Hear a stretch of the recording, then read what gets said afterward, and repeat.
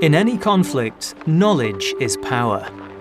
Being able to communicate effectively and secretly with allies is always a challenge, and codes, ciphers, and code breakers have played a vital role in every conflict in history. It's unsurprising to know, therefore, that during World War II, some of the greatest minds of a generation were engaged in cracking the codes of enemy communications being transmitted around the world. But it's the lasting legacy of some of this work that is surprising. This is Bletchley Park in the centre of England. Today, it's open to the public and is very popular with visitors. But during the Second World War, this was one of the most secretive places in the country, and the base of the government code and cipher school. The people who worked here broadly came from virtually everywhere, but more specifically, many of them came from the major universities. They had them on standby, and the idea was that they would come in for courses and that sort of thing.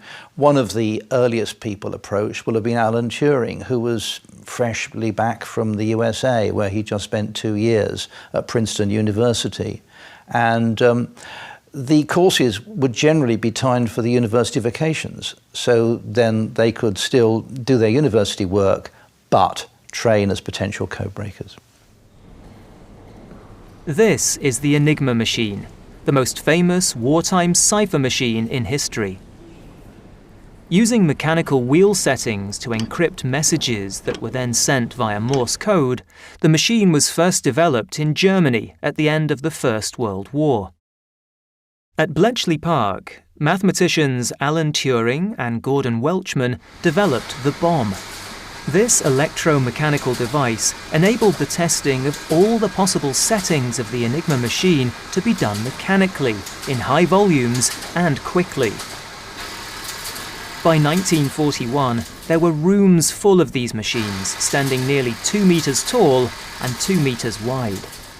And whilst Alan Turing was the man who was an absolute genius in coming up with the technical ideas, it was Gordon Welchman who said we need to mechanize not just that bit, but the whole process overall, and have a complete production line for intelligence.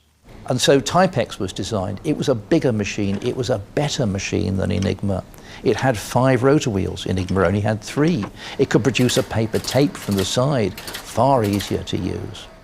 And so they took these Typex machines and they effectively reverse engineered them, and they made them as clones of Enigma. So having got the settings, the next machine you use now is the Typex machine to effectively type the message out. You put in the gobbledygook, and the tape on the side produces the German. The deciphered messages were sent between huts at Bletchley for translation and analysis, and then turned into intelligence reports. For security reasons, the huts were only known by their numbers, and no one spoke of the work they were doing inside their hut. The conditions here were, by modern office standards, rudimentary. I think there was a high degree of camaraderie.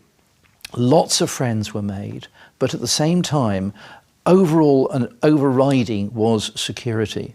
So your best friend could work in the next door office to you, but you wouldn't dream of talking to him or her about what they were doing.